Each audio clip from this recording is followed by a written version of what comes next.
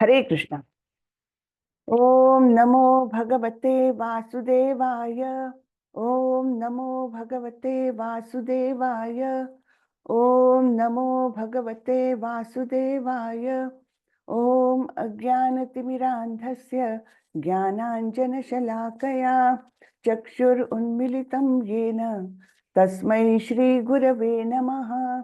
श्रीचैतन्यमनोभीष्टं स्थापितं येन भूतले स्वयं रूपः कदा मह्यं ददाति स्वपदान्तिकं। वन्देऽहं श्रीगुरो श्रीयुतपदकमलं श्रीगुरुन् वैष्णवांश्च श्रीरूपं साग्रजातं सहगण रघुनाथान्वितं तं सजीवं साद्वैतं सावधूतं परिजनसहितं कृष्णचैतन्यदेवं श्रीराधा कृष्णपादान् सहगण ललिता श्रीविशाखान्वितांश्च। हे कृष्ण करुणा सिंधु दीनबंधु जगत्पते गोपेश गोपिका कांत श्री राधा कांत नमोस्तुते। तप्त कांचन गौरांगी राधे वृंदावनेश्वरी वृषभानुसुते देवी प्रणमामि हरिप्रिये।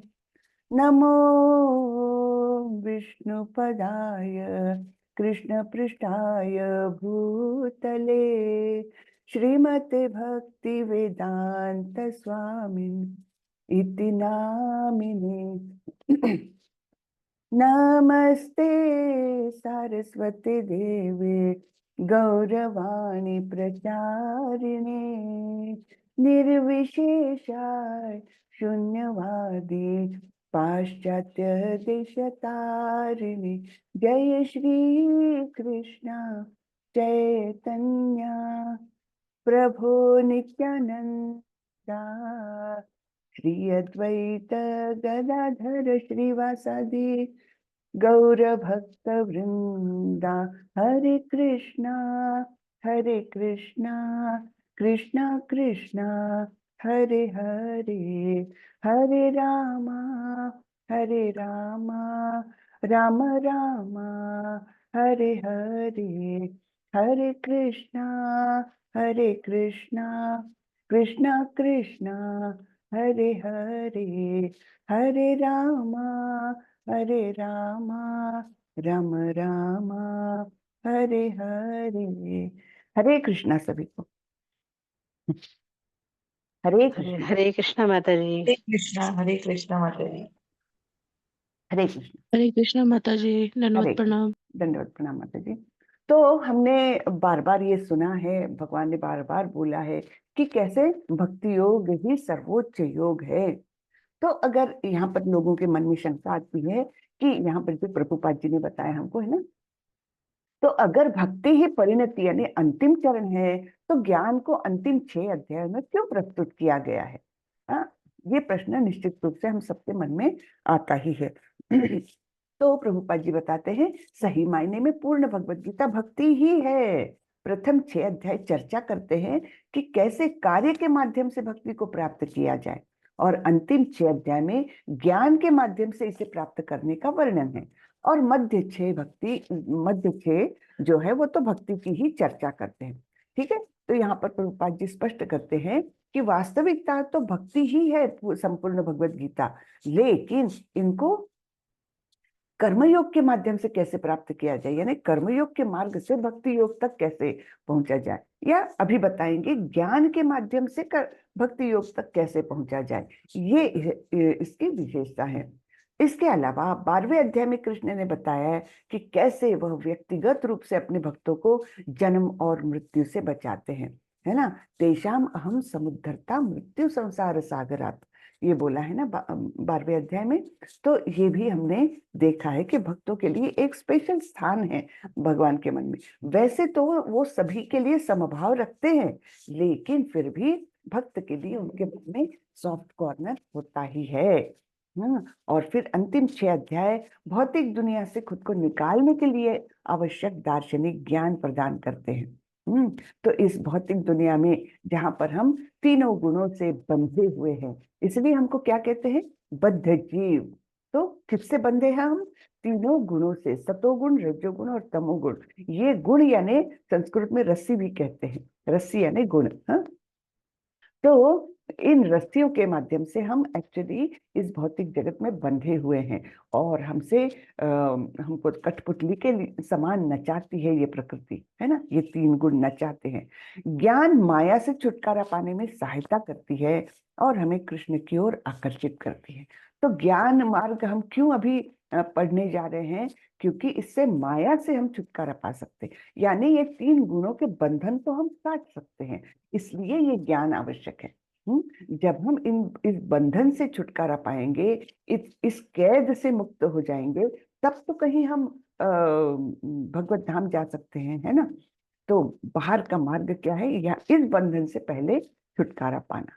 इसलिए जब हम भक्ति प्राप्त करने के लिए ज्ञान का उपयोग करते हैं, तो यह भक्ति का हिस्सा ही बन जाता है। तो ये ज्ञान हम कोई भौतिक लाभ पाने के लिए नहीं प्राप्त करने जा रहे हैं, ये लाभ हमको भगवत प्राप्ति की ओर ले जाएगा, इसलिए इसको हम पढ़ने जा रहे हैं, ठीक है ना। तो वैसे ये ज्ञान भी फिर भक्ति का ही हिस्सा हो जाती है, क्योंकि पर्पस हमारा इसके पीछे केवल भगवत प्राप्ति है।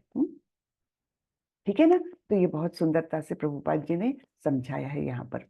तो इस अध्याय का नाम है क्षेत्र क्षेत्रज्ञ विभाग योग, या प्रकृति पुरुष तथा चेतना। ठीक है, क्षेत्र क्षेत्रज्ञ विभाग योग। क्षेत्र यानी क्या? क्षेत्र यानी कोई एरिया, है ना। हम या कोई किसान की खेती होती है तो वो उसको कहते हैं ये मेरा क्षेत्र है ना, तो उसको क्षेत्र कहेंगे। और क्षेत्रज्ञ किसको कहेंगे? जो उस क्षेत्र के बारे में जानकारी रखता है, वो क्षेत्रज्ञ। तो ये अध्याय का नाम है, 13वें अध्याय का, और उसी को प्रभुपाद जी प्रकृति पुरुष तथा चेतना, इसके बारे में ज्ञान है इस अध्याय में, इसलिए इसको प्रकृति पुरुष तथा चेतना भी कहा जाता है। प्रकृति यानी क्या? प्रकृति यानी ये भौतिक प्रकृति जो हमने देखा था, भूमिर आपो अनलो वायु खम मनो बुद्धिर एवच अहंकार इति यन्मे भिन्ना प्रकृतिर अष्टधा। तो ये 8 प्रकार की जो भगवान की प्रकृति है, जो बहिरंगा शक्ति के अंतर्गत कार्य करती है ना, बहिरंगा शक्ति का अंग है, उससे ये प्रकृति बनी हुई है। तो इस प्रकृति के बारे में जानना। पुरुष यानी क्या? पुरुष यानी भोक्ता, जो भोग करता है, भोक्ता, उसको कहा जाता है पुरुष। तो हम भी इस प्रकृति का विदोहन कर रहे हैं, हम इसका भोग कर रहे हैं, है ना, इस भौतिक जगत में रहते हुए। यद्यपि हम बहुत छोटे मात्रा में भोग करते हैं, परम भोक्ता तो कौन है? भगवान स्वयं परम भोक्ता है। हमने 5वें अध्याय का अंतिम श्लोक देखा था ना, जिसको कहते हैं शांति सूत्र। तो उसमें क्या बताया था? भोक्तारम यज्ञ तपसाम सर्वलोक महेश्वरम सुहृदम सर्वभूतानाम ज्ञात्वा माम शांति मृच्छति। तो शांति पाने का सूत्र जो है वो क्या कहता है कि भोक्तारम यज्ञ तपसा, सभी यज्ञों के, तपस्याओं के परम भोक्ता कौन है? भगवान श्री कृष्ण, है ना। तीनों लोकों के स्वामी कौन है? भगवान श्री कृष्ण। और सभी जीवों के सुहृद अंतरंग मित्र कौन है? भगवान श्री कृष्ण। ये बातें जिसने पूरी तरह से अपने अंदर समा ली है, आश्वस्त हो गया इस जानकारी से, जो हाँ उसको अपना लिया है उस जानकारी को, उसके मन में हमेशा शांति का वास रहता है। हमेशा शांत रहता है वो, उसके मन में उथल पुथल नहीं चलती, डिस्टर्बेंसेस नहीं आते, विचलित नहीं होता वो। तो वो एक शांति सूत्र हमने 5वें अध्याय में पढ़ा था। तो मैं बताने जा रही थी कि पुरुष यानी भोक्ता, तो हम बहुत छोटे से भोक्ता है, भगवान परम भोक्ता है। और चेतना, चेतना यानी क्या? तो चेतना यानी जब हमारे अंदर आत्मा का वास है, तब हमारे मन में चेतना रहती है ना। यानी आत्मा का प्राकट्य है चेतना स्वरूप में, है ना। आत्मा के प्रेजेंस का सिम्टम है चेतना, शरीर की चेतना। ठीक है ना। तो चलिए ये अध्याय देखते हैं, बहुत सुंदर अध्याय है, थोड़ा कठिन भी है समझने में। तो आप लोग वो मत होइए, विचलित मत होइए, उसको थोड़ा बार बार जैसे दूसरे लेवल में भी समझेंगे, आगे जा करके समझेंगे, धीरे धीरे उसको आप समझने लग जाएंगे। तो एकदम वो मत करिए कि अरे ये समझ में नहीं आ रहा, इसको डिटेल में, ठीक है, हम समझने का प्रयास करेंगे। अर्जुन उवाच प्रकृतिं पुरुषं चैव क्षेत्रं क्षेत्रज्ञमेव च एतद् वेदितुम् इच्छामि ज्ञानं ज्ञेयं च केशव। तो भगवान उसका उत्तर देते हैं। यहाँ प्रश्न है अर्जुन के कुछ।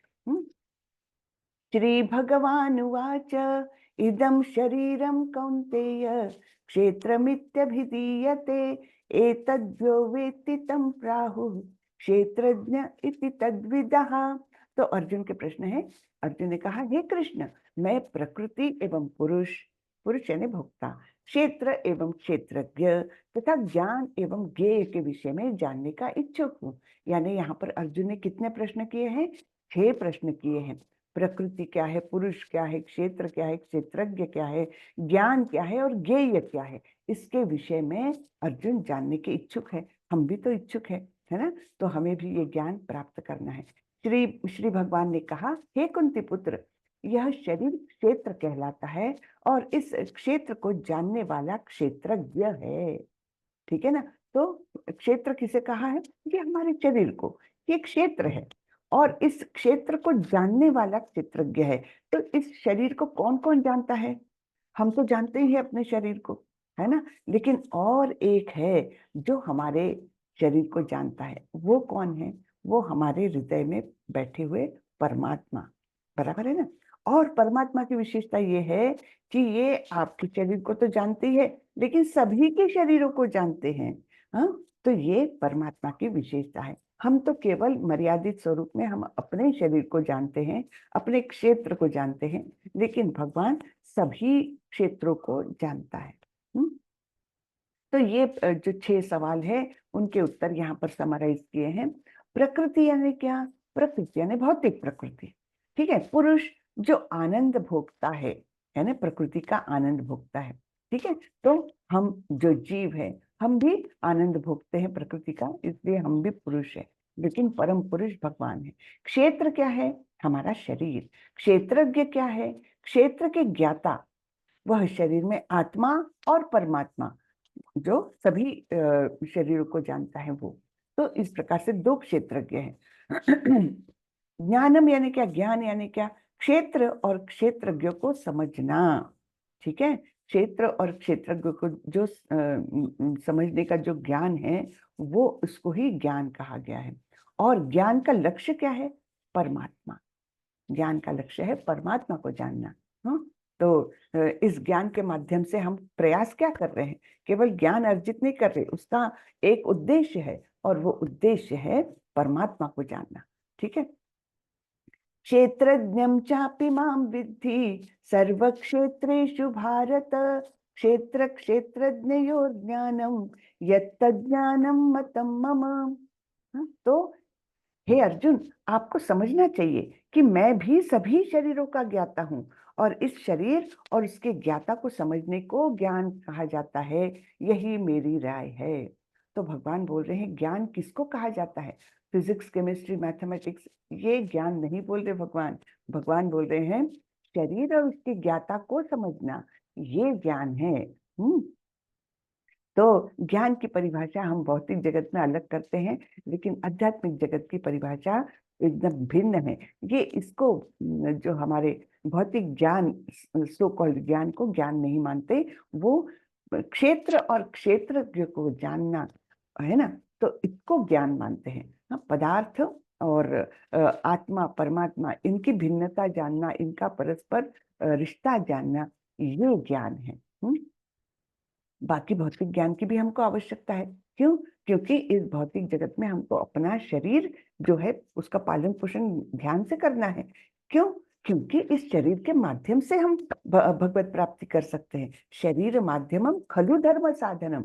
धर्म की जो साधना है, धर्म का जो अवलंबन है, वो हम इस शरीर के माध्यम से ही तो करेंगे। इसलिए शरीर को भी निग्लेक्ट नहीं कर सकते। शरीर को योग्य पालन पोषण करते हुए हमको भगवत प्राप्ति करना है।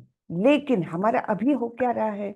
हम सब कुछ शरीर ही है ये मानकर जी रहे, और वही हमारा सबसे बड़ी ये गलती है हमारी, है ना, कि शरीर की तृप्ति, हमारे इंद्रियों की तृप्ति, बस यही एकमेव कार्य समझ के हम लोग कार्य करे जा रहे हैं। जीवन बिता रहे हैं हमारा, लेकिन हमारे जीवन का वो उद्देश्य नहीं है कि हम अच्छा खाएं, अच्छा पिए, एंजॉय करें, है ना, यहाँ घूमे वहां घूमे, मैंने अमेरिका देखा, मैंने इंग्लैंड देखा। देख करके किया क्या, है ना, क्या किया? देख करके क्या आपकी आध्यात्मिक प्रगति हुई? क्या आपने अपना अगला जीवन ज्यादा अच्छा बनाया कि मैंने अमेरिका पूरा घूम लिया है तो मुझे अगला जन्म बहुत अच्छा मिलने वाला है, ऐसा होने वाला है? जी नहीं, है ना। तो उसके लिए तो हमको ये आध्यात्मिक ज्ञान की ही प्राप्ति करनी पड़ेगी, हमारे धर्म का ही अनुशीलन करना पड़ेगा, गुरु की आज्ञा का पालन करते करते हुए भगवत प्राप्ति का लक्ष्य रख करके हमको अपना जीवन बिताना पड़ेगा। ठीक है ना। तो जो कार्य तो वही कर रहे हैं हम कि शरीर को पाल रहे हैं हम लोग, हम सभी ऑफिस जाते, पैसा कमाते, कुछ घर में खर्च करते, कुछ ये करते, लेकिन उसके पीछे अगर हमारी भगवान को प्रसन्न करने की वृत्ति रही ना, सब कुछ बदल जाता है। ठीक है। तो इस प्रकार शरीर और उसकी ज्ञाता को समझने को ज्ञान कहा जाता है, यही मेरी राय है। तो अब यहाँ पर 3 पिक्चर्स दिखा रहे हैं, देखिए 3 पिक्चर्स में क्या है, ये आदमी जागृत अवस्था में है ना, कुछ काम कर रहा है, ये जागृत अवस्था, ये स्वप्न अवस्था, सोया है और उसको स्वप्न आ रहे। तो कैसे कैसे सपने आते हैं हमको, है ना, कुछ धन प्राप्ति हो रही अचानक, या कुछ टेंशन के सपने आते, अरे मेरी ट्रेन मिस हो गई, है ना, और मुझे इंपॉर्टेंट जगह पर जाना था, कुछ काम था। या सबसे कॉमन तो स्टूडेंट्स को जो सपना आता है कि सवेरे का पेपर था और मैं दोपहर को पहुंच रहा हूँ गलती से, है ना, तो उससे क्या हो गया, मेरा पेपर ही मिस हो गया। ये सब सपने हमको, भले अच्छे बुरे सब सपने आते रहते हैं। और तीसरी अवस्था कौन सी है, सुषुप्त अवस्था, सुषुप्ति। तो उसमें क्या होता है, कोई सपने भी नहीं आ रहे और कोई एक्टिविटी भी नहीं है, एकदम शांतता से वो जीव वहां पर रेस्ट ले रहा है। तो जागृत अवस्था, स्वप्नावस्था और सुषुप्ति अवस्था। लेकिन तीनों में 2 लोग कार्य करते रहते हैं, हमेशा एक्टिव रहते हैं। वो कौन है, आत्मा और परमात्मा। जागृत अवस्था में भी, स्वप्नावस्था में भी और सुषुप्त अवस्था में भी ये दोनों कार्यरत रहते हैं, आत्मा और परमात्मा। तो यहाँ पर उदाहरण दिया जाता है खेत का। तो जिसका खेत है वो किसान अपने क्षेत्र के बारे में अच्छे से जानता है ना, इस डायरेक्शन में कुआं है, इस डायरेक्शन में आम के पेड़ लगे हैं, उस डायरेक्शन में सब कुछ जानता है वो अपने क्षेत्र के बारे में। ठीक है। लेकिन एक और है जो उसके क्षेत्र के बारे में जानता है, वो कौन है, गवर्नमेंट, है ना। गवर्नमेंट के पास पूरा रिकॉर्ड रहता है कि इसके पास इतनी एरिया है और इसने पानी का संचय इधर किया है, ऐसे ऐसे प्रकार के पेड़ पौधे लगे हैं, इस अनाज का उत्पादन वो करता है। तो जो किसान को मालूम है वही सब बातें गवर्नमेंट रिकॉर्ड में भी रहती है ना।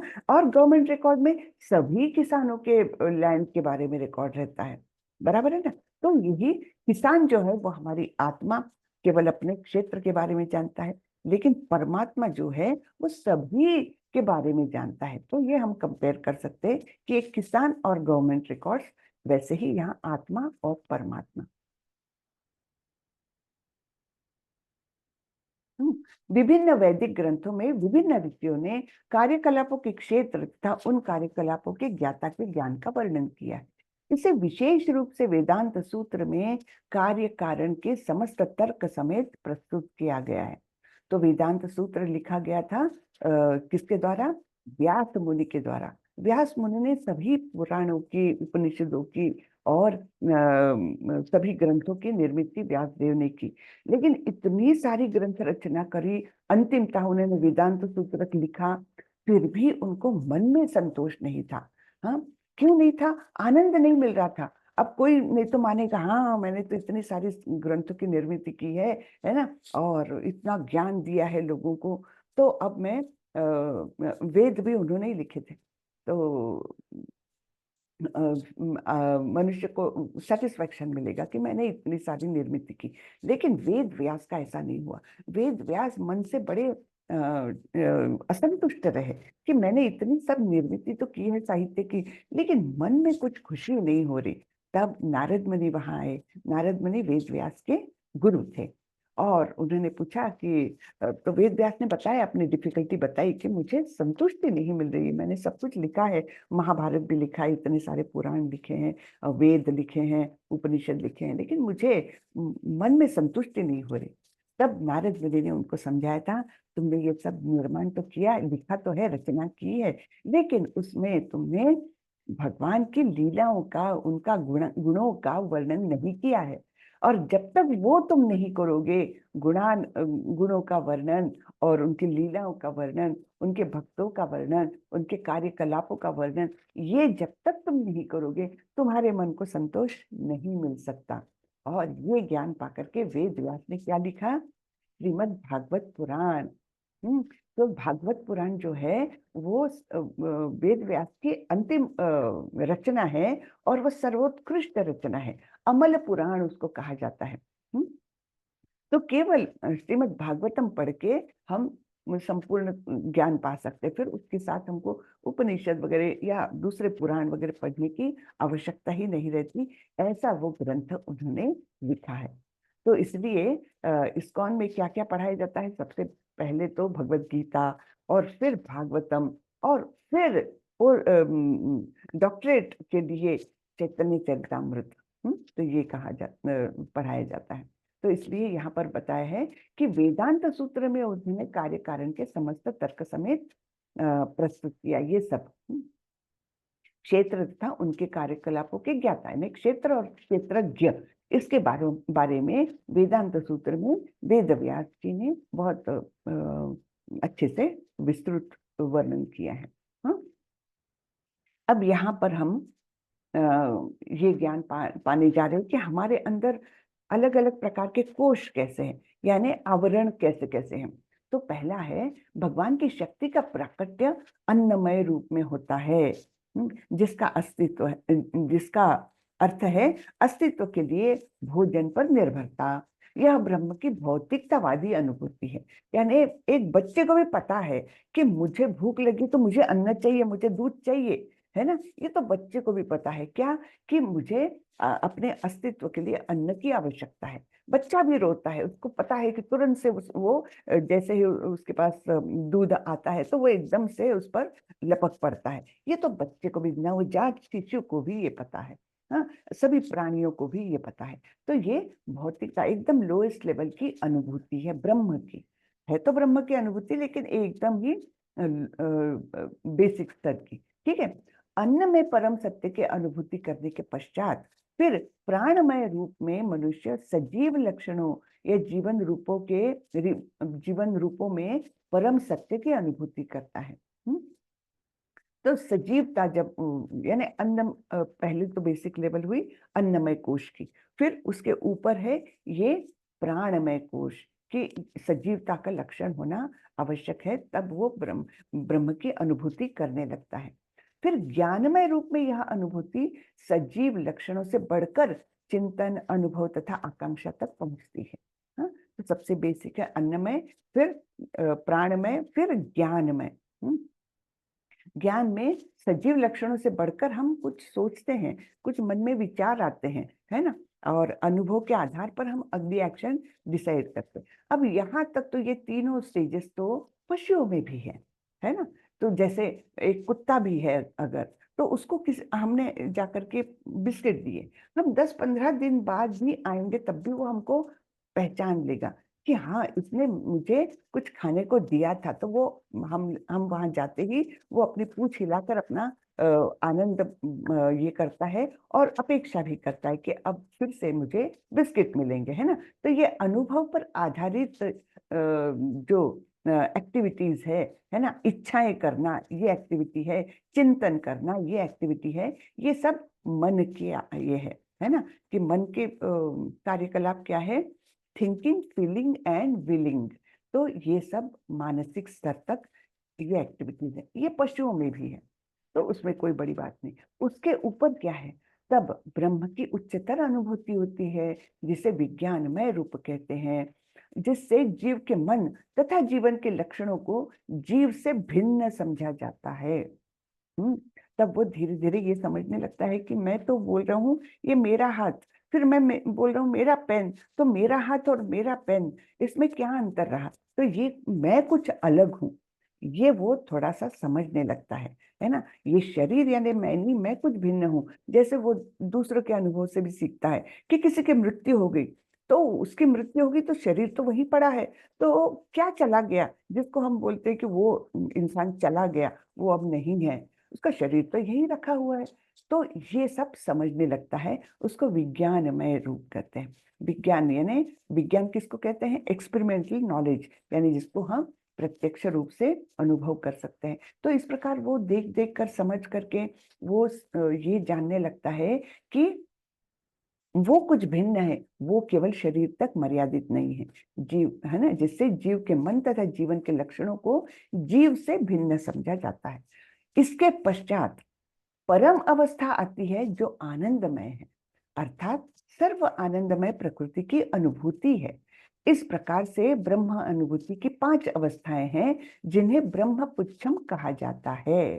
तो ये 5 अवस्थाएं, पहली 3 अवस्थाएं प्राणियों में भी है ना, अन्न पर निर्भरता, और फिर सजीव लक्षणों को जानना, और फिर इनसे भी बढ़कर, सजीव लक्षणों से बढ़कर चिंतन, अनुभव और आकांक्षा, इनका अनुभव करना। ये तीनों मनुष्य में भी है और प्राणियों में भी है। लेकिन मनुष्य में स्पेशलिटी क्या है?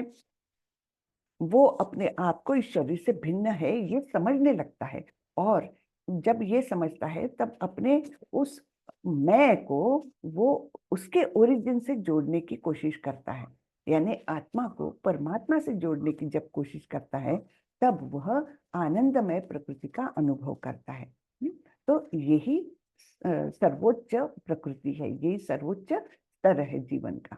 तो इनमें से प्रथम 3 यानी अन्नमय, प्राणमय तथा ज्ञानमय अवस्थाएं जीवों के कार्यकलापों के क्षेत्रों से संबंधित होती है। ठीक है ना, जीवों के कार्यकलाप से के क्षेत्र है, और परमेश्वर इन कार्यकलापों के क्षेत्रों से परे हैं और आनंदमय है। तो परमेश्वर ये तीनों से बढ़कर, तीनों से अलग है, और वे संपूर्ण आनंदमय है। भगवान का स्वरूप कैसा होता है? सत्य चित आनंद। हाँ, ये स्वरूप है भगवान का। तो सत्य यानी शाश्वत, हमेशा रहने वाला, अविनाशी। चित्त यानी संपूर्ण ज्ञान, हाँ, संपूर्ण ज्ञान से ये है, युक्त है ना भगवान, संपूर्ण ज्ञानमय है। और तीसरा क्या है? आनंदमय है। तो वैसे हम भी सच्चिद आनंद स्वरूप है, लेकिन देखिए सत्य तो है, हम सत्य तो है यानी शाश्वत तो है। एक शरीर से दूसरे शरीर में जाते हैं, ज्यादा से ज्यादा कभी मनुष्य शरीर से हमने रॉकेट उड़ा दिया, तो भक्ति की, तो फिर शायद आध्यात्मिक जगत में भी जाएंगे, यानी शाश्वतता तो हम में है निश्चित रूप से, इस ये तो हम जान गए हैं। फिर चित्त यानी संपूर्ण ज्ञान, वो है कि हम हमारे पास वो नहीं है। विशेषता जब हम भौतिक जगत में हैं, तब तो बिल्कुल ही ज्ञान नहीं है हमको। और आनंद, आनंदमय प्रकृति होते हुए भी, क्योंकि हम अज्ञान से ढके हुए हैं, इसलिए वो आनंदमय प्रकृति भी कैसी है? हमारी ढकी हुई है। ठीक है, तो परमेश्वर इन कार्यकलापों के क्षेत्र से परे है और आनंदमय है। तो यही फिर से बताया है, पहला कोश है अन्नमय, फिर प्राणमय, फिर ज्ञानमय, या उसको मनोमय भी कहते हैं। मन में हम एक्टिविटीज करते हैं, थिंकिंग, फीलिंग एंड विलिंग, और हमारी बुद्धि से हम करते हैं कार्य क्या? डिस्क्रिमिनेशन, है ना, विवेक बुद्धि से अच्छा और बुरा की पहचान, ये बुद्धि का कार्य है। तो ये दोनों कार्य आप लोगों को अच्छे से याद रखना है। मन का कार्य है थिंकिंग, फीलिंग एंड विलिंग, और बुद्धि का कार्य है डिस्क्रिमिनेशन। ठीक है, तो यहाँ तक तो हमारे मन की ही एक्टिविटीज है, खास करके ये तो केवल मन की एक्टिविटी है। इसके ऊपर जब जाएंगे, सॉरी, तो ये विज्ञान में, और उसके ऊपर आनंद में, जो हमने अभी 5 अवस्थाएं पढ़ी थी। ठीक है, पंच महाभूत, अहंकार, बुद्धि, अव्यक्त यानी तीनों गुणों की अप्रकट अवस्था, 10 इंद्रिया तथा मन, 5 इंद्रिय विषय, इच्छा, द्वेष, सुख दुख, इनका संघ, जीवन के लक्षण तथा धैर्य, इन सब को संक्षेप में कर्म का क्षेत्र तथा उसकी अंतःक्रियाएं अर्थात विकार कहा जाता है। तो ये कितनी चीजें हो जाती है? 24 एलिमेंट्स हो जाते हैं। तो इन 24 एलिमेंट्स से हमारा ये भौतिक कार्यों का एक्टिविटी जो कुछ है ये इससे चलती है। पंच महाभूत यानी भूमि, पृथ्वी, जल, अग्नि, वायु और आकाश, ये पंच महाभूत है। अहंकार है, बुद्धि है, अव्यक्त यानी तीनों गुणों की अप्रकट अवस्था, उसमें सुप्त रूप से ये तीनों गुण रहते हैं। ठीक है। फिर 10 इंद्रिया, 10 इंद्रिया कौन सी? 5 कर्मेंद्रिया, 5 ज्ञानेंद्रिया और मन। फिर 5 इंद्रिय विषय, हर इंद्रिय के साथ एक विषय जुड़ा हुआ है। जैसे जीभ लालाई थे अच्छा टेस्ट करने की, तो स्वाद है ना, स्वाद उसका है, गंध है नाक का, और रूप है आंखों का, है ना। ये सब 5 इंद्रिया विषय है। हाँ। और फिर इच्छा, द्वेष, सुख, दुख, इस प्रकार का जो समुच्चय है, एक यूनिट है, ये इच्छा, द्वेष, सुख, दुख से बना हुआ। हाँ, ये। और फिर जीवन के लक्ष्य यानी चेतना तथा धैर्य, इन सबको संक्षेप में कर्म का क्षेत्र तथा उसकी अंतःक्रियाएं यानी विकार कहा जाता है। अब ये बहुत इंपॉर्टेंट श्लोक आते हैं।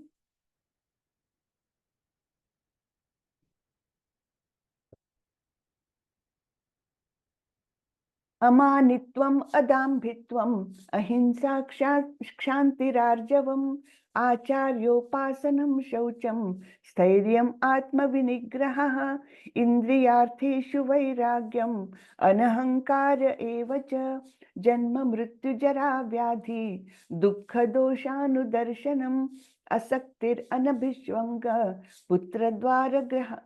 पुत्रदारगृहादिषु नित्यं च समचित्तत्वम् इष्टानिष्टोपपत्तिषु मयि चानन्ययोगेन भक्तिरव्यभिचारिणी विवक्तदेशसेवित्वम् अरतिर्जनसंसदि अध्यात्मज्ञाननित्यत्वं तत्त्वज्ञानार्थदर्शनम् एतज्ज्ञानमिति प्रोक्तम् अज्ञानं यदतोऽन्यथा। तो भगवान बोल रहे हैं कि विनम्रता, हाँ, विनम्र रहना, दंभहीनता, अहिंसा, सहिष्णुता। अहिंसा यानी केवल शारीरिक हिंसा, केवल शारीरिक नहीं होती, मानसिक भी हिंसा होती। हाँ, तो मन से भी किसी को कष्ट पहुंचाना, शरीर से कष्ट पहुंचाना, और तो और किसी के आध्यात्मिक प्रगति में बाधा डालना, ये सब हिंसा में आता है। हाँ, तो हमको अहिंसा का अनुपालन करना है। सहिष्णुता यानी टॉलरेंस, सहन करना। फिर सरलता, सहिष्णुता के बारे में चैतन्य महाप्रभु बोल के गए हैं कि भक्तों को कैसा होना चाहिए? तृणादपि सुनिचेन तरोरपि सहिष्णुनाम, है ना। तो हमको इतना विनम्र होना चाहिए कि जैसे एक सड़क पर जो छोटे छोटे घास के पत्ते उगे रहते हैं, उतने अपने आप को नीच समझना है, इतने हमको अपने आप को कम समझना है। हाँ, लेकिन हमारा तो स्वभाव उल्टा है, हम तो अपने आप को सबसे बढ़कर समझते हैं, तो वो भक्ति के मार्ग में बड़ा ही भारी अवरोधक बन जाता है। तो तृणादपि सुनीचेन तरोरपि सहिष्णुना, यानी तरु यानी क्या? झाड़, पेड़ पौधे, है ना, वो कितने टॉलरेंट रहते हैं। हम उनके पत्ते तोड़ते हैं, नोचते हैं, उनके डगा शाखाएं काटते हैं, उनके फलों को पत्थर मारते हैं, है ना, सब कुछ, लेकिन वो टॉलरेट करते हैं। ये नहीं बोलते कि अब मैं अगले सीजन में फल ही नहीं दूंगा, जाओ ये लोग मुझे बड़ी तकलीफ देते हैं, मेरे पत्ते तोड़ते हैं, है ना, और फल तोड़ते हैं, मुझे कष्ट देते हैं। तो ऐसा नहीं सोचता वो, फिर से अगले सीजन में फिर से वही अपना जो स्वभाव है उसका, फल देने का, छाया देने का, वो स्वभाव वो नहीं त्यागता। तो वैसा ही हमने भी रहना चाहिए, सहिष्णु, है ना। हमारा स्वभाव हमने अच्छा बना करके चलना चाहिए। ये हम लोग क्या सोचते हैं, वो तो मुझसे ऐसे बिहेव करता तो मैं क्यों ना करूं, ये ऐसा नहीं होना चाहिए। हमको अपना स्वभाव निश्चित करके अपने स्वभाव को कभी नहीं बदलना चाहिए। दूसरों के व्यवहार के कारण हम बुरा बने, ये नहीं। तो वो उसका स्वभाव है, वो तमोगुणी है, रजोगुणी है, मुझे तो अपनी सात्विकता नहीं छोड़नी है ना, मुझे क्यों वो बुराई अपनाना है। लेकिन ये आजकल का बिल्कुल ये है, चलन है कि टिट फॉर टैट, उसने मुझे मारा तो मैं भी मारूंगा, उसने मेरा ऑफिस में मेरी प्रमोशन को रोकने का प्रयत्न किया, मैं भी उसकी बदनामी करूंगा। ये जो है वो भक्ति के मार्ग में बड़ा भारी अवरोधक है। ठीक है। तो सहिष्णुता, सरलता, सरलता यानी कपट का न होना, किसी प्रकार का अंदर बाहर ना होना कि मेरे मन में एक चल रही है बात और मैं ऊपरी तौर पर अलग दिखा रहा हूँ, कि मैं मन में सोच रहा हूँ ये आदमी मुझे पसंद नहीं है, ये कैसे बात करता है, कैसे रहता है, मुझे पसंद नहीं है, लेकिन ऊपर से मैं बोलता हूँ वाह वाह आप तो कितने अच्छे हैं। तो ये अंदर बाहर अलगाव रखना, ये कपट होता है। हमको सरल रहना है? अंतर बाह्य जो है वो एक जैसा स्वच्छ रहना है। फिर प्रामाणिक गुरु के पास जाना। प्रामाणिक गुरु की डेफिनेशन हमने देखी थी। प्रामाणिक गुरु के मेन दो तत्व है। कौन से? एक तो उन्होंने प्रामाणिक गुरु शिष्य परंपरा से मतलब जो ऑथेंटिक परंपरा है वो ज्ञान उन्होंने गुरु शिष्य परंपरा के अंतर्गत उन्होंने प्राप्त किया है। ये नहीं कि अपने मनगढ़ंत ज्ञान उन्होंने पैदा किया है, वैसा नहीं। तो गुरु शिष्य परंपरा जो कृष्ण से चली आ रही है परंपरा है ना। कृष्ण ने 4 लोगों को विशेषता ये ज्ञान दिया था। कौन से? एक तो ब्रह्मा जी को, फिर लक्ष्मी जी को, फिर 4 कुमारों को और शिव जी को, है ना। तो ये 4 परंपराएं जो है, ये 4 संप्रदाय जो है वो ऑथेंटिक माने जाते हैं। हाँ, उसके अलावा जो है वो ऑथेंटिक नहीं माने जाते, क्योंकि ये तो डायरेक्टली कृष्ण से आया हुआ ज्ञान इन्होंने आगे चलाया है। तो हमारी इस्कॉन की परंपरा भी ये ब्रह्म गौड़ीय वैष्णव परंपरा है, और जो डायरेक्टली ब्रह्मा जी से आया हुआ ज्ञान हमको प्राप्त हो रहा है प्रभुपाद जी के माध्यम से। तो प्रामाणिक गुरु के पास जाना, पवित्रता, स्थिरता, आत्मसंयम, इंद्रिय तृप्ति के विषयों का परित्याग, अहंकार का अभाव, और ये बहुत आगे का महत्वपूर्ण है। यहाँ तक तो समझ गए हम, अहंकार का अभाव। अहंकार नहीं होना चाहिए, कि अपने आप को बहुत बड़ा नहीं समझना चाहिए। इसके आगे का देखिए, जन्म मृत्यु वृद्धावस्था तथा रोगों के दोषों की अनुभूति। यानी क्या? यानी हम इस जीवन में आए हैं, भौतिक जीवन में आए हैं, तो यहाँ की 4 वास्तविक समस्याएं हैं। कौन सी? जन्म मृत्यु जरा और व्याधि। जरा यानी बुढ़ापा, व्याधि यानी रोग। तो जन्म मृत्यु बुढ़ापा और रोग, ये यहाँ की वास्तविक समस्या है। लेकिन आप किसी को पूछो कि कैसा जीवन चल रहा है, बहुत बढ़िया, है ना, कोई जीवन में समस्या है ही नहीं, कोई समस्या, ऐसे बोलते हैं। लेकिन ये 4 वास्तविक समस्या है, ये तो सभी के लिए है। हाँ, ऐसा कोई साइंटिस्ट नहीं निकला आज तक कि जो बोलेगा कि हाँ मृत्यु होगी ही नहीं, है ना। ऐसा हो सकता है क्या? नहीं। जिसने जन्म लिया उसकी मृत्यु होगी ही, और मृत्यु होगी तब फिर से जन्म होगा, यानी फिर से उसको नए शरीर में आकर के यहाँ के दुख सुख भोगने पड़ेंगे। तो ये जो 4 बातें हैं, जन्म मृत्यु जरा व्याधि, ये हमारे लिए समस्याएं हैं जिसका निराकरण हम नहीं कर सकते इस भौतिक जगत में रहते हुए। ये जानना, इसका अनुभव करना, ये भी मुक्ति की ओर ले जाने वाले मार्ग में आता है। तो कम से कम ये जानना चाहिए कि हम यहाँ पर सुखी नहीं है, ये हमारा घर नहीं है, ये मेरा ओरिजिनल स्थान नहीं है। ये जानना भी हमको मुक्ति के मार्ग पर जाने के लिए एक पुश देता है। नहीं तो हम, हाँ ठीक है ना, यहाँ पर बहुत बढ़िया से है, हाँ, कल फ्लड आया था, हाँ बहुत बढ़िया से है ना, परसों तो वो बुखार आ गया था मुझे, बढ़िया से। नहीं, ये क्यों होता है मुझे? क्योंकि हम कंपैटिबल नहीं है इस भौतिक जगत से। जैसे सॉफ्टवेयर हार्डवेयर कंपैटिबल होना चाहिए ना। हम लैपटॉप में देखते हैं कि जो हार्डवेयर है उसके कंपैटिबल सॉफ्टवेयर रहा, तब कहीं जाकर वो ठीक से काम करेगा, नहीं तो फिर काम नहीं करेगा। वैसे ही है, हम इनकम्पैटिबल है ये भौतिक जगत से। हमारा वास्तविक स्थान तो भौतिक जगत है ही नहीं, हम आध्यात्मिक जगत के वासी है, जहां पर ये सब अर्थक्वेक होना और बाढ़ आना, आग लगना, बीमार होना, बुढ़ापा, ये सब समस्याएं है ही नहीं। इसलिए हम ये दुखों की अनुभूति करते हैं, और फिर भी ये नहीं समझते कि ये स्थान हमारा नहीं है। हमको अपने स्थान पर जाना चाहिए, अपने घर को जाने का प्रयास करना चाहिए। तो ये जो जन्म मृत्यु वृद्धावस्था और रोगों के दोषों की अनुभूति, ये भी एक बहुत ही महत्वपूर्ण घटक है हमारी आध्यात्मिक प्रगति के लिए।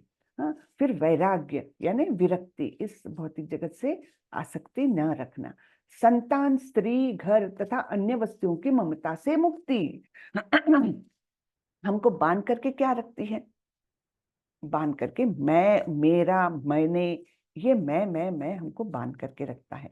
तो जब और इसके लिए हम मेरा घर, मेरे बच्चे, मेरी स्त्री, है ना, और मेरा प्लॉट, मेरा सब, मेरी कार, ये मेरा मेरा करने में क्या हो जाता है, हम उसी के प्रति आसक्त ही रहते हैं। जब तक आसक्त है तब तक हम बंधन में हैं, है ना। लेकिन जब हम इन चीजों से आसक्ति न रखेंगे, है तो सब कुछ, हमारा घर है, हमारे बच्चे हैं, लेकिन वो आसक्ति की भावना कि मेरे बच्चे, मेरा घर, ये जो है वो हमको बांध के रखती है, ठीक है। तो इनकी ममता से मुक्ति, ये हमारे लिए आध्यात्मिक प्रगति के लिए बहुत आवश्यक बात है। अच्छी तथा बुरी घटनाओं के प्रति समभाव, है ना, कि आज मुझे 50,000 का चेक दिया उसने, तो बहुत खुश मैं, और कल किसी ने मेरी चोरी कर ली, तो बहुत दुख। तो ये ऐसा नहीं होना चाहिए। सबसे पहले तो मन में समभाव रहना चाहिए। दुख सुख तो आते जाते हैं, है ना। जैसे दूसरे ही अध्याय में भगवान ने क्या बताया, मात्रा स्पर्शास्तु कौन्तेय शीतोष्ण सुख दुःखदः आगमा पायिनो अनित्यम सांस्थितिक्षस्व भारत। तो ये भगवान ने दूसरे ही अध्याय में अर्जुन को इंस्ट्रक्शन दी थी, क्या, कि ये तो सुख दुख तो ऐसे हैं जैसे सर्दी गर्मी का मौसम है। तो क्या सर्दी आई तो तुम दुख मनाते हो, गर्मी आई तो बहुत अच्छा ऐसे बोलते हो? नहीं, ये सुख और दुख ये आने जाने हैं। हमको गर्मी में पता है, हाँ थोड़े दिनों की बात है, अब आगे अच्छा मौसम आएगा, है ना। लेकिन सुख दुख में हम ऐसा नहीं करते, बहुत विचलित हो जाते हैं। तो भगवान ने वहां पर बताया तांस तितिक्षस्व भारत, उसको सहन करो। हाँ, तो ये अच्छी और बुरी घटनाओं के प्रति समभाव रखो। मेरे प्रति निरंतर अनन्य भक्ति, एकांत स्थान में रहने की इच्छा, जन समूह से विलगाव। एकांत स्थान में यानी एकदम ऐसा नहीं जंगल में जाकर रहे, ऐसी इच्छा नहीं, लेकिन अकेले रह करके कुछ साधना करने की इच्छा, भीड़ भाड़ में तो होती नहीं है, है ना। विशेषतः जो अभक्त रहते हैं उनसे दूरी बनाने की इच्छा। हाँ, फिर जन समूह से विलगाव, शादी ब्याह है ये वो में थोड़ा मन वो रहता है कि ठीक है जल्दी निकल चलो यहाँ से। हाँ, तो उसमें मन नहीं लगता, तो जन समूह से विलगाव। हाँ, आत्म साक्षात्कार की महत्ता को स्वीकारना कि ये कितना महत्वपूर्ण है इस मनुष्य जीवन के लिए, ये जानना, उसको स्वीकारना, तथा परम सत्य की दार्शनिक खोज। इन सबको मैं ज्ञान घोषित करता हूं, और इनके अतिरिक्त जो भी है वह सब अज्ञान है। तो हम अभी तक काहे में थे, अभी तक है भी, यानी अज्ञान में ही है। तो ये सब है वो ज्ञान है, ठीक है। तो शुरू होता है अमानित्वम, मान नहीं चाहिए, अमान, अमान यानी कोई हमारा सत्कार करे, कोई मुझे वाहवाही करे, उसकी चाह नहीं, अमानित्वम। हाँ, तो ये सब गुण है, ये हमको मोक्ष की और मोक्ष का मार्ग, मुक्ति का मार्ग कहा गया है इसको, ठीक है। इतने सारे गुण भगवान ने बताए हैं। तो ये सब उसका ही डिटेल में दिया हुआ है, लेकिन हमने सभी की चर्चा कर ली है। अब मैं तुम्हें ज्ञेय के विषय में बतलाऊंगा, जिसे जानकर तुम नित्य ब्रह्म का आस्वादन कर सकोगे। यह ब्रह्म या आत्मा जो अनादि है और मेरे अधीन है, इस भौतिक जगत के कार्यकरण से परे स्थित है। हम्म, तो ब्रह्म यानी आत्मा कहा गया है, और ये कैसी है, अनादि है। ये कब उत्पन्न हुई, कब इसका अंत होगा, कोई उसके बारे में जानकारी नहीं, अनादि है। और किसके अधीन है, भगवान के अधीन है। 15वें अध्याय में तो भगवान बोलते हैं ममैवांशो जीवलोके जीवभूता सनातना, यानी सारे जीव मेरे शाश्वत अंश है। हाँ, तो हम सभी क्या है, हम भगवान के शाश्वत अंश है। और हमारा ओरिजिन कब हुआ वो कभी किसी को भी पता नहीं है, और हम सब भगवान के अधीन हैं। इस भौतिक जगत के कार्यकारण से परे स्थित है।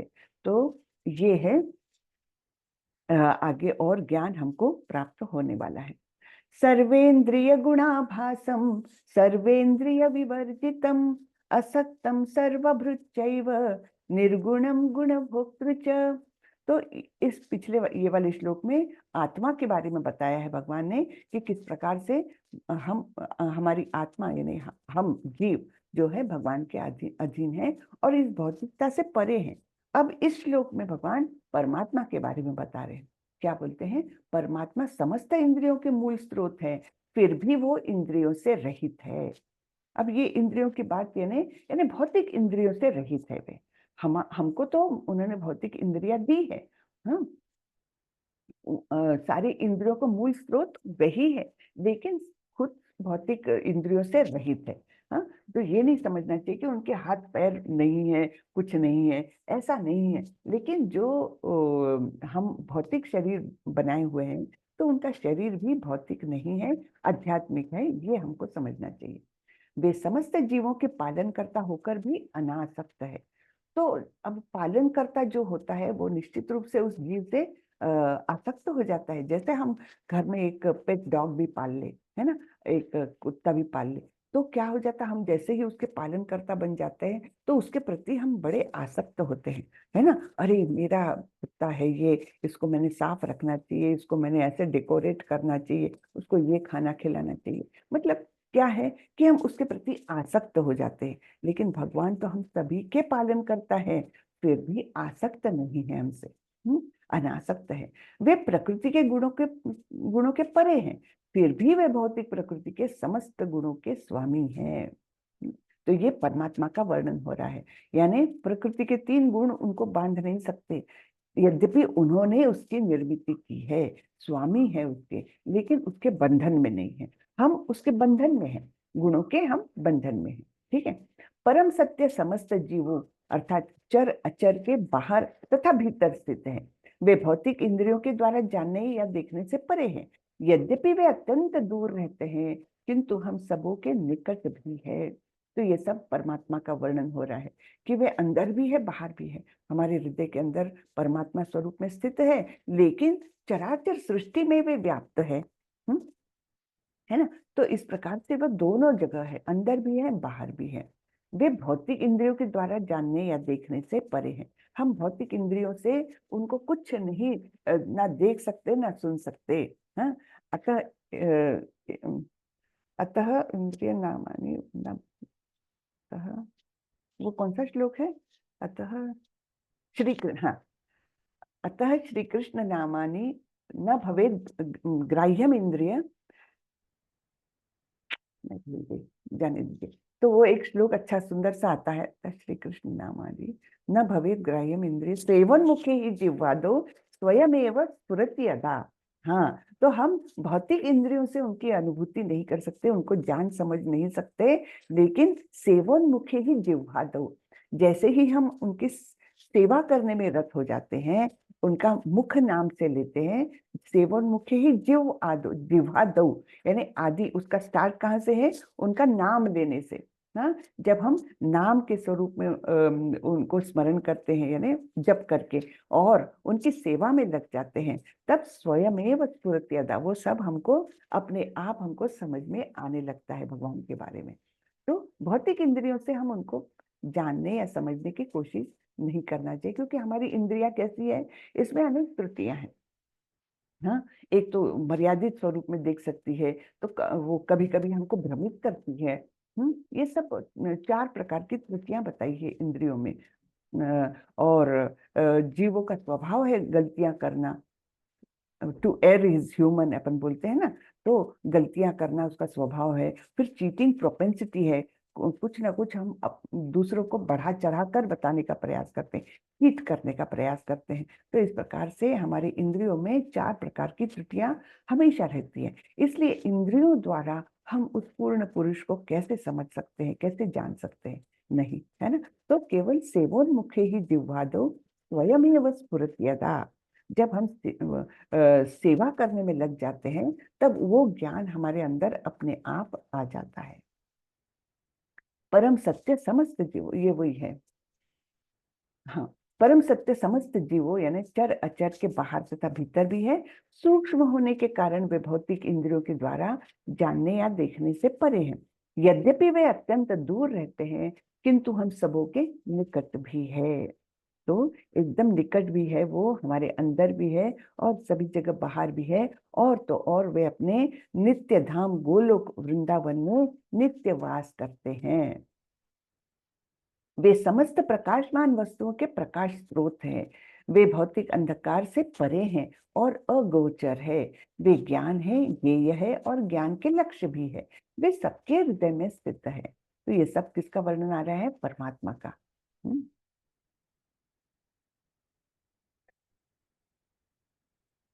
इस प्रकार मैंने कर्म क्षेत्र यानी शरीर, ज्ञान तथा ज्ञेय का संक्षेप में वर्णन किया है। इसे केवल मेरे भक्त ही पूरी तरह समझ सकते हैं और इस तरह मेरे स्वभाव को प्राप्त होते हैं। तो ये सब वर्णन भगवान ने किया है। कैसे पहले 24 तत्वों को बताया है, फिर उन्होंने आत्मा की स्थिति को बताया है, फिर परमात्मा की स्थिति को बताया है। तो इस प्रकार से उन्होंने कर्म क्षेत्र यानी शरीर के बारे में बताया, ज्ञान के बारे में बताया। ज्ञान यानी क्या है? पदार्थ और आत्मा की भिन्नता को जानना, है ना। और आत्मा और परमात्मा का जो रिश्ता है वो जानना और परमात्मा के बारे में जानना, ये सब ज्ञान में है। और ज्ञेय क्या है? जानने योग्य क्या है? परमात्मा। ठीक है, इनका भगवान ने वर्णन किया है। और भगवान बोलते हैं केवल भक्त ही पूरी तरह से समझ सकते हैं। फिर से भक्ति आ गई, है ना। यानी ज्ञान प्राप्त करने के लिए भी क्राइटेरिया क्या है? भक्ति में रत होना चाहिए, तब वो ज्ञान प्राप्त करने के भी पात्र बन सकता है। ठीक है। प्रकृति तथा जीवों को अनादि समझना चाहिए। उनके विकार तथा गुण प्रकृति जन्य है। तो ये दोनों भी, प्रकृति और जीव दोनों भी क्या है? शाश्वत है, हमेशा है। और ये जो उनमें विकार और गुण आते हैं, जो विकार हमने देखा, सुख दुख संगात, है ना, धैर्य, ये सारे विकार जो है ये और गुण जो है उनके, ये प्रकृति के कारण आते हैं। कार्य कारण कर्तृत्वे हेतु प्रकृति रुच्यते। पुरुष सुख दुखानाम भोक्तृत्वे हेतु रुच्यते। प्रकृति समस्त भौतिक कारणों तथा कार्यों की हेतु कही जाती है और जीव अर्थात पुरुष इस संसार में विविध सुख दुख के भोग का कारण कहा जाता है। तो प्रकृति समस्त भौतिक कारणों और कार्यों की हेतु यानी कॉज, कॉज एंड इफेक्ट होता है ना, कॉज एंड इफेक्ट हम साइंस में कई बार पढ़ते हैं। तो कॉज क्या है? सब कुछ का कारण क्या है? हेतु क्या है? तो ये प्रकृति है, समस्त कारणों और कार्यों की हेतु है। प्रकृति ही निर्माण करती है सारे हमारे दुख सुख और ये वो। और जीव क्या करता है? ये उसको भोगता है। हाँ, ठीक है, दुख और सुख को भोगता है। पुरुष प्रकृतिस्थो ही भुंक्ते प्रकृति जान गुणान कारणम गुण संगोस्य सद असद योनि जन्मसु। इस प्रकार जीव प्रकृति के तीनों गुणों का भोग करता हुआ प्रकृति में ही जीवन बिताता है। यह उस प्रकृति के साथ उसकी संगति के कारण है। क्योंकि एक बार हम भौतिक जगत में आ गए हैं, अब इन तीन गुणों से बंध गए हैं, तो इस प्रकार से हम क्या करते हैं कि ये गुणों का भोग करते हैं। हमारा स्वभाव तामसी है तो तामसी प्रकार का जीवन व्यतीत करेंगे, रजोगुणी है तो रजोगुणी इच्छाओं के पीछे भागेंगे, और सत्वगुणी है तो उस प्रकार से बिहेव करेंगे। तो इस प्रकार हम यहीं पर जीवन बिताते हैं। यह उस प्रकृति के साथ उसकी संगति के कारण, यानी ये प्रकृति के कारण, ये उसका संग होने के कारण, उसका साथ होने के कारण हम यहीं पर रहते हैं। इस तरह उसे उत्तम तथा अधम योनियां मिलती रहती है। तो कारण क्या है कि जीव ये 84 लाख योनियों में प्रवास क्यों करता है?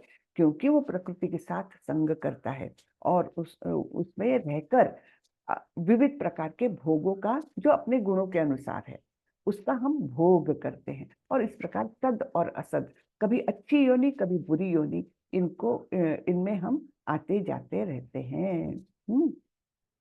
अब ये बड़ा सुंदर श्लोक आता है। उपद्रष्टानुमंता च भर्ता भोक्ता महेश्वरः परमात्मेति चाप्युक्तो देहेस्मिन् पुरुषः परः। तो भी इस शरीर में एक दिव्य भोक्ता है, यानी हम तो भोक्ता है ही, पिछले श्लोक में बताया है कि किस प्रकार वो प्रकृति में गुणों के अनुसार भोग करता है। तो भगवान यहाँ बता रहे उसके अलावा तो भी इस शरीर में एक दिव्य भोक्ता है जो ईश्वर है, परम स्वामी है और साक्षी तथा अनुमति देने वाले के रूप में विद्यमान है और जो परमात्मा कहलाता है। ठीक है। तो परमात्मा भी हमारे शरीर के अंदर, हमारे हृदय के अंदर बैठे हुए हैं, और वो क्या है, दिव्य भोक्ता। हाँ, वो परम भोक्ता है, और उनका कार्य क्या है, साक्षी और अनुमति देने का कार्य कर रहे हैं। यानी हम जो भी कार्य करें, जो भी विचार भी करें मन में, वो भगवान को तुरंत पता लग जाता है। हाँ, वो सब सब चीज के साक्षी रहते हैं। तो हम कई बार सोचते हैं ना कि चलो हम चुपके से ये काम कर लेते, कौन देख रहा है, यहाँ तो कोई नहीं है, चुपके से मैं कचरा फेंक देता हूँ यहाँ पर, कौन देख रहा है, कोई नहीं देख रहा। लेकिन एक तो हमारे अंदर ही सबसे बड़े साक्षी बैठे हैं, और तो और उनके एजेंट्स भी हर जगह बैठे हैं। सूर्य उनका एजेंट है, वायु उनका एजेंट है ना, सब कुछ तो उनके ही एजेंट्स है। तो हम कैसे सोच सकते कि मुझे कोई नहीं दिख रहा, चलो ये खराब काम जल्दी से कर लेते हैं, हाँ, कचरा फेंक देते हैं। तो ये कभी नहीं होता, हम कभी अकेले नहीं होते। साक्षी के रूप में भगवान स्वयं हमारे अंदर बैठे हैं, और क्या है, अनुमति देने का भी कार्य करते हैं। तो हमारी इच्छाएं बहुत रहती है, असीम इच्छाएं रहती है हमारी। तो कौन सी इच्छा को पूर्ण करना, कौन से कार्य को पूर्ण करना, इसकी अनुमति ये स्वयं देते हैं। और इनको हम परमात्मा के नाम से जानते हैं। आत्मा के साथ बैठे हुए हैं परमात्मा, है ना। सुंदर बातें। किसी को ये श्लोक बोलना है? हरे कृष्णा। वैसे समय बहुत हो गया है, कोई एक जन बोलिए। नीलम माता जी बोलिए, एक ही जन बोलिए, चलिए, आज टाइम नहीं है। हरे कृष्ण माता जी। हरे कृष्णा जी, बोलिए। उपद्रष्टानुमन्ता च भर्ता भोक्ता महेश्वरः परमात्मेति चाप्युत्को देहे अस्मिन् पुरुषः परः। जी, ठीक ठीक, बहुत बढ़िया। हरे कृष्ण। हरे कृष्ण। ठीक है। तो ये ऐसे दिव्य पुरुष हमारे अंदर बैठे हैं, दिव्य भोक्ता हमारे अंदर बैठे हुए हैं, जो साक्षी और अनुमति देने के कार्य करते हैं। और यही जो है परमेश्वरी ईश्वर है, परम स्वामी है, उनको हम परमात्मा के नाम से जानते हैं। जो व्यक्ति प्रकृति, जीव तथा प्रकृति के गुणों की अंतःक्रिया से संबंधित इस विचारधारा को समझ लेता है, उसे मुक्ति की प्राप्ति सुनिश्चित है। उसकी वर्तमान स्थिति चाहे जैसी हो, यहाँ पर उसका पुनर्जन्म नहीं होता।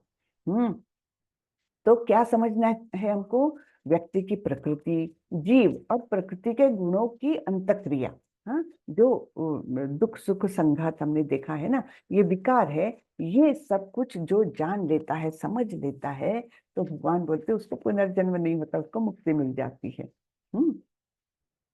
कुछ लोग परमात्मा को ध्यान के द्वारा अपने भीतर देखते हैं, तो दूसरे लोग ज्ञान के अनुशीलन द्वारा, और कुछ ऐसे हैं जो निष्काम कर्म योग द्वारा देखते हैं। तो परमात्मा की अनुभूति करने के भिन्न भिन्न मार्ग है। कुछ लोग ज्ञान से देखते हैं, है ना, कोई लोग ध्यान से देखते हैं। ध्यान, ज्ञान और निष्काम कर्म योग, ये हमको परमात्मा की ओर ले जा सकते हैं, ये मार्ग।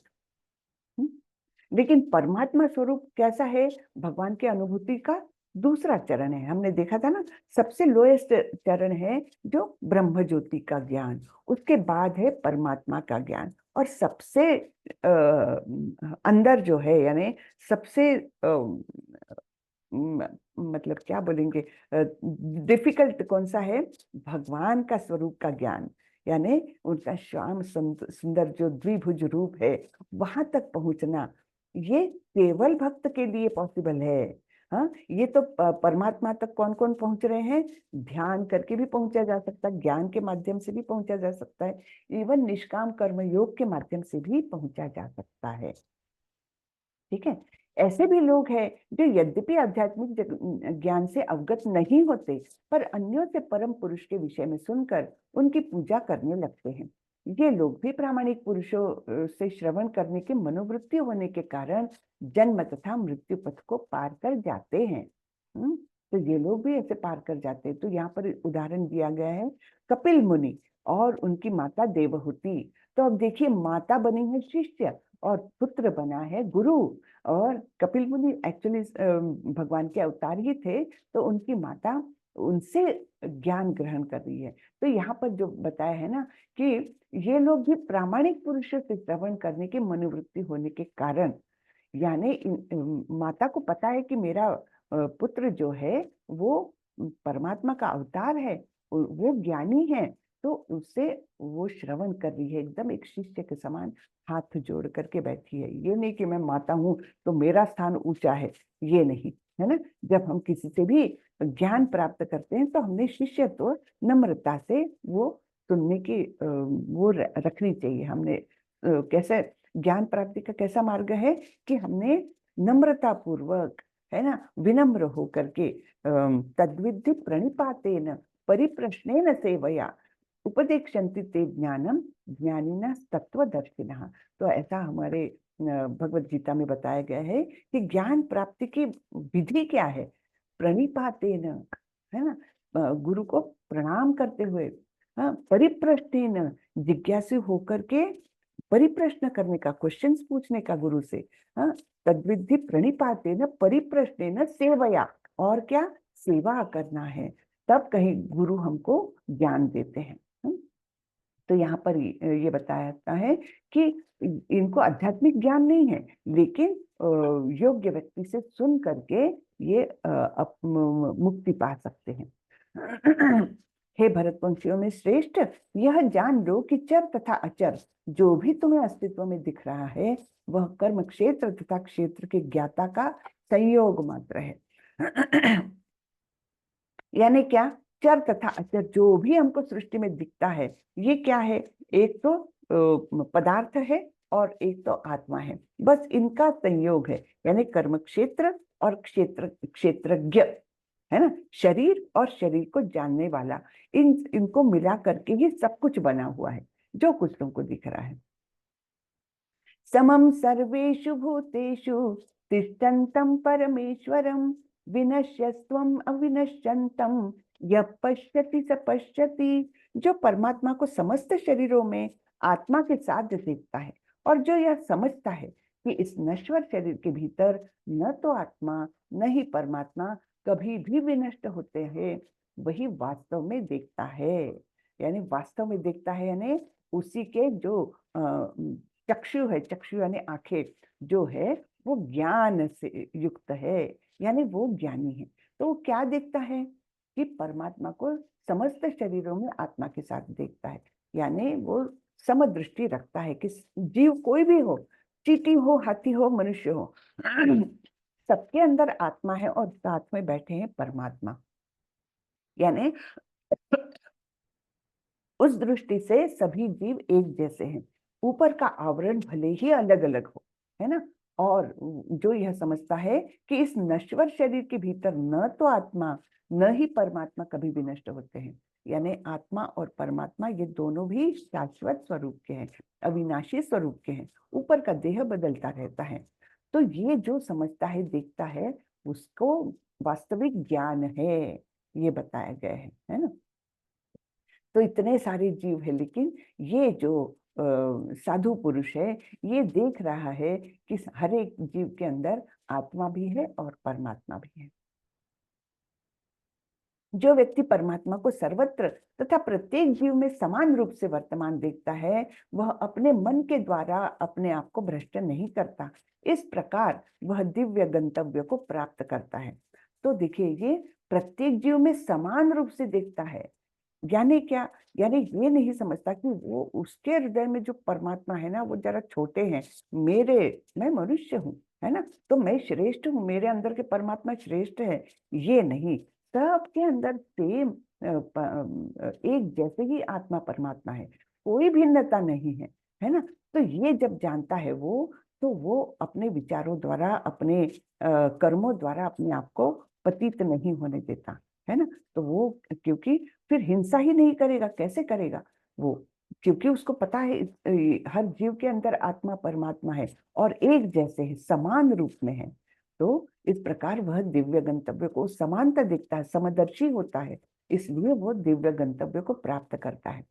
जो यह देखता है कि सारे कार्य शरीर द्वारा संपन्न किए जाते हैं जिसकी उत्पत्ति प्रकृति से हुई है, और जो देखता है कि आत्मा कुछ भी नहीं करता वही यथार्थ में देखता है। यानी हमारे कार्य किससे हो रहे हैं, हमारे शरीर से हो रहे हैं, आत्मा नहीं कार्य कर रही।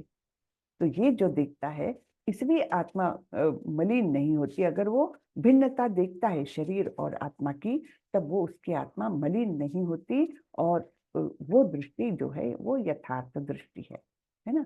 यद्यपि आकाश सर्वव्यापी है, किंतु अपनी सूक्ष्म प्रकृति के कारण किसी वस्तु से लिप्त नहीं होता। इसी तरह ब्रह्म दृष्टि में स्थित आत्मा शरीर में स्थित रहते हुए भी शरीर से लिप्त नहीं होती।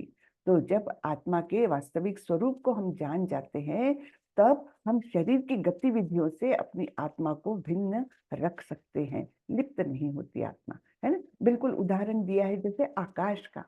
आकाश है तो सब जगह, है ना। और मतलब आकाश यानी स्पेस, तो स्पेस हर जगह पर है, फिर भी वो किसी से लिप्त नहीं है ना, किसी से अटैच्ड नहीं है। वैसा आत्मा का होता है। हे भरत पुत्र, जिस प्रकार सूर्य अकेले इस सारे ब्रह्मांड को प्रकाशित करता है, उसी प्रकार शरीर के भीतर स्थित एक आत्मा सारे शरीर को चेतना से प्रकाशित करता है। तो आत्मा का अस्तित्व हम कैसे जान सकते हैं? सारे शरीर में चेतना है, तब वो आत्मा है। एक आत्मा संपूर्ण शरीर को चेतना दे रही है ना। तो जैसे एक सूर्य संपूर्ण ब्रह्मांड को तेज देता है, वैसे ही हमारी छोटी सी आत्मा, आत्मा का साइज कितना बताया गया पता है? आत्मा का साइज होता है हमारे बाल के अग्र को, यानी एकदम पतला हिस्सा होता है अग्र, यानी एंड को, है ना। उसको अगर हम 10,000 हिस्सों में बांटे, तो उस एक हिस्से का जितना साइज होगा उतना हमारे आत्मा का साइज है। ये हमारे शास्त्रों में बताया गया है। इसलिए कोई भी माइक्रोस्कोप लाइए, आप आत्मा को नहीं देख सकते। बाकी कितने माइक्रो ऑर्गेनिजम्स को देख लेंगे, आत्मा को नहीं देख सकते, इतना उसका सूक्ष्म आकार है। लेकिन वही आत्मा जब शरीर में रहती है, तब तक शरीर को चेतना रहती है। जैसे ही आत्मा ने शरीर छोड़ दिया, तो चेतना भी नहीं रहेगी, है ना। तो ये उदाहरण दिया है, उपमा दी है इसमें सूर्य की। जो लोग ज्ञान के चक्षुओं से शरीर तथा शरीर के ज्ञाता के अंतर को देखते हैं और भवबंधन से मुक्ति की विधि को भी जानते हैं, उन्हें परम लक्ष्य प्राप्त होता है।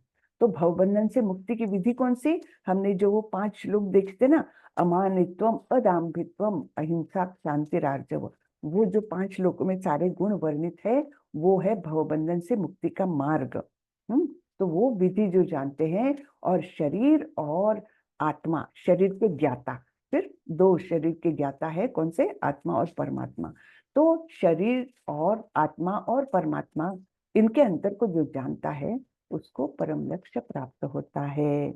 तो अब प्रभुपाद जी के कुछ शब्द पढ़ेंगे हम। श्रीला प्रभुपाद की जय। इस 13वें अध्याय का तात्पर्य यही है कि मनुष्य को शरीर के स्वामी तथा परमात्मा के अंतर को समझना चाहिए। उसे श्लोक 8 से लेकर 12 तक में वर्णित मुक्ति की विधि को जानना चाहिए, तभी वह परम गति को प्राप्त हो सकता है।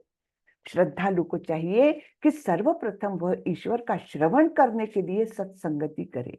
तो श्रवणम का महत्व बहुत ही अनन्य साधारण है। आप योग्य व्यक्ति से आध्यात्मिक ज्ञान प्राप्त करें श्रवण के माध्यम से, हाँ? और फिर ऐसे इस प्रकार से धीरे धीरे प्रबुद्ध बने। यदि गुरु स्वीकार कर लिया जाए, तो पदार्थ तथा आत्मा के अंतर को समझा जा सकता है, और वही अग्रिम आत्म साक्षात्कार के लिए शुभारंभ बन जाता है। जब गुरु का हम मार्गदर्शन लेंगे, तब हम आत्मा और पदार्थ के अंतर को समझ लेंगे, और वही मुक्ति का प्रारंभ होता है। गुरु अनेक प्रकार के उपदेशों से अपने शिष्यों को देहात्म बुद्धि से मुक्त होने की शिक्षा देता है। उदाहरणार्थ, भगवद गीता में कृष्ण अर्जुन को भौतिक बातों से मुक्त होने के लिए शिक्षा देता है। तो ये देहात्म बुद्धि क्या है? देहात्म बुद्धि यानी अपने आप को देह मान करके जो बुद्धि चलती है, वो देहात्म बुद्धि। मैं यानी मेरा शरीर, ऐसा जब हम मान करके चलते हैं, तो वो देहात्म बुद्धि हुई, है ना। लेकिन देहात्म बुद्धि ये हमारा असली आइडेंटिफिकेशन नहीं है। ये देह यानी मैं नहीं हूं, मैं तो आत्मा हूं, है ना। तो इस प्रकार से देहात्म बुद्धि से मुक्त होना है हमको। तो ये हमको गुरु के मार्गदर्शन में हम कर सकते हैं। मनुष्य यह तो समझ सकता है कि यह शरीर पदार्थ है और इसे 24 तत्वों में विश्लेषित किया जा सकता है, जो हमने शुरू में ही देखे थे, है ना, 24 तत्वों का जो विश्लेषण किया था। तो ये समझ सकते हैं हम, जीवन के लक्षण इन्हीं तत्वों की अंतःक्रिया यानी विकार है, किंतु इनसे भी ऊपर आत्मा और परमात्मा है। आत्मा तथा परमात्मा दो है। यह भौतिक जगत आत्मा तथा 24 तत्वों के संयोग से कार्यशील है। ठीक है, आत्मा जब इन 24 तत्वों में लिपट करके एक्टिविटी में लग जाती है इस भौतिक जगत में, तो वो हमारा कार्य क्षेत्र होता है भौतिक जगत का। ठीक है, तो मनुष्य को चाहिए कि गुरु की सहायता से इस अध्याय को भली भांति समझे। ये यहाँ पर क्यों लिख रहे हैं प्रभुपाद जी? क्योंकि ये जानते हैं, सभी लोग जानते हैं कि ये सारा ज्ञान जो है 13वें अध्याय का ज्ञान, ये समझने में थोड़ा सा क्लिष्ट है। ये गुरु के मार्गदर्शन में ही समझा जा सकता है। ठीक है, हरे कृष्णा। तो इसका सारांश हम देखते हैं। पहले ही श्लोक में अर्जुन के 6 प्रश्न हैं। प्रकृति क्या है, पुरुष क्या है ना, ज्ञान क्या है, ज्ञेय क्या है, और क्षेत्र और क्षेत्रज्ञ क्या है। ये 6 प्रश्न थे अर्जुन के। फिर भगवान उनका वर्णन कर रहे हैं। क्षेत्र और क्षेत्रज्ञ का ज्ञान का वर्णन बताया है। क्षेत्र क्या है, तुम्हारा शरीर यानी क्षेत्र, और क्षेत्रज्ञ कौन है, जो तुम्हारे शरीर को जानता है। और ऐसे 2 है क्षेत्रज्ञ। ठीक है, ज्ञान की प्राप्ति, वो 8 से लेकर 12 तक के जो श्लोक है ना, वो मुक्ति का मार्ग या ज्ञान की प्राप्ति उसको कहा गया है। चालू होता है वो अमानित्वम, अदाम्भित्वम, अहिंसा, क्षांतिरार्जव, है ना, वहां से वो चालू होता है। उसी को भगवान ने बोला है कि यही ज्ञान है, अज्ञान और बाकी सब अज्ञान है। तो ये ज्ञान है। फिर ज्ञेयम यानी ऑब्जेक्ट ऑफ नॉलेज, यानी किसको जानना है, हमको परमात्मा को जानना है ना। जानने योग्य कौन है, परमात्मा। प्रकृति पुरुष और संघ यानी कारणम गुण संगोस्य सद असद योनि जन्मसु, यानी जब जीव इस भौतिक प्रकृति के संग में आता है, हाँ, तब वो इसी में प्रकृति में लिप्त होकर के बार बार सद और असद योनियां प्राप्त करता रहता है। कभी अच्छी योनि प्राप्त होती, कभी बुरी योनि प्राप्त होती है। और फिर ज्ञान का दर्शन है, क्षेत्रज्ञ योर एवं अंतरम ज्ञान चक्षुषा। तो इस प्रकार से हम हमारे चक्षुओं को यानी हमारे दृष्टि को हम बदल सकते हैं ज्ञान प्राप्त करके, और ये हमको गुरु के मार्गदर्शन में करना चाहिए। ठीक है, तो हरे कृष्णा। इस प्रकार ये 13वां अध्याय संपूर्णम। सर्वम कृष्णार्पणम मस्तु। हरे कृष्णा माता जी, दंडवत हरे प्रणाम। कृष्णा, हरे कृष्णा। हरे कृष्ण।